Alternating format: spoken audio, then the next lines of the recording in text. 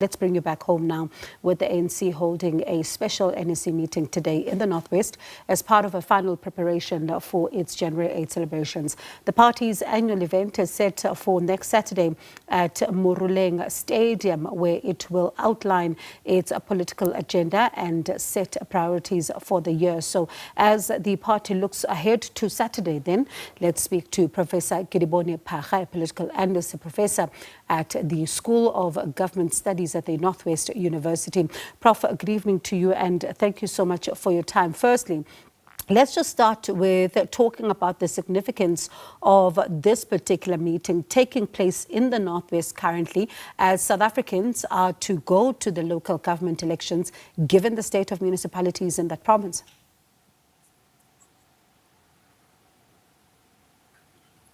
Good evening, Bongi. Thank you for having me. Indeed, I think, as we know, it has become part of the norms and the culture of the ANC to do the January statement, and so the NEC obviously is in preparation for that. But as you have already pointed it out, also in effect to try and come up with strategies to more voters for the upcoming local government elections later in the year. What mammoth task would that be, given the state of municipalities in that province?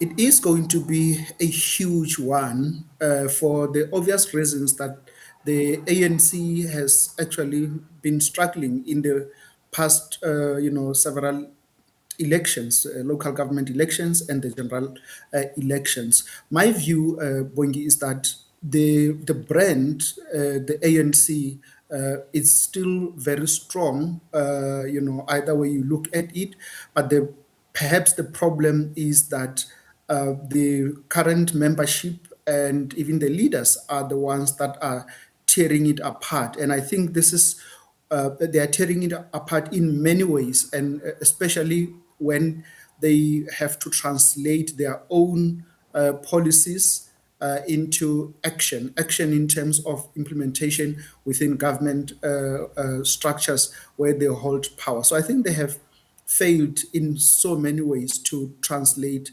their policies, their decisions into service delivery. And I think that is the major task that they have been battling with. The other aspect, which has become more of a rhetoric and actually even bordering in lying, is that they have always been saying that they are on a renewal project, but this is not really translating into any meaningful benefit for South Africans. It's just a rhetoric to try and persuade South Africans to believe that there is something important the party is doing. But I think what has continued to give them a lifeline is that the brand itself has been very, very strong and very popular among South Africans. So as the National Executive Committee then crafts this January 8th statement that its president is going to be delivering on Saturday, what does it say to its members as well as the people of the Northwest to try and inspire confidence there?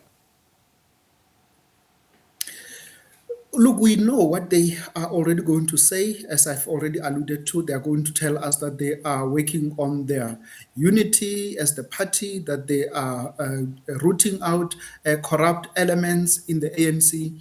But the current state of municipalities throughout the country, not just only in Northwest, but across the country, where ANC has a lot of municipalities that are under their leadership, they have literally collapsed, if not completely, dysfunctional. So, and we see this because there are just too many service delivery problems. We see, disheartening situations, and with the leadership that absolutely does not care, because they don't even talk to the issues. Even the president would always be amazed, and they don't really talk to the issues on the ground. And I think South Africans need to keep them to account on those specific issues of making sure that if they are elected into power, they need to live up to the expectations of South Africans, namely the provision of public services. And Prof, as a final one then, because there is that process now to scrutinize the, those that would be councillors as far as the ANC is concerned, that process by now the former Deputy President, that's Kgalema Motlanthe. Let's look at that. Will it help the party at all?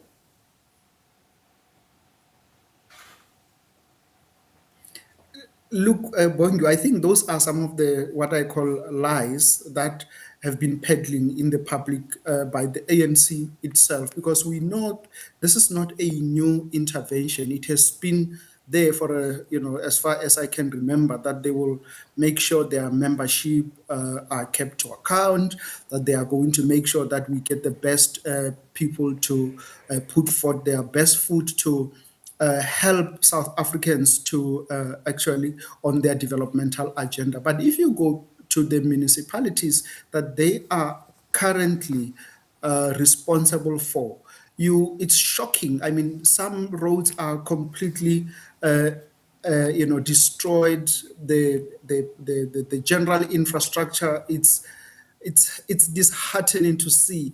So I think, because they don't really give us a lot of details on how this is going to pan out and how they are dealing with the ones that are currently failing to live up to their very own policies. So there is absolutely no way we should be tricked by the ANC and believe this kind of story.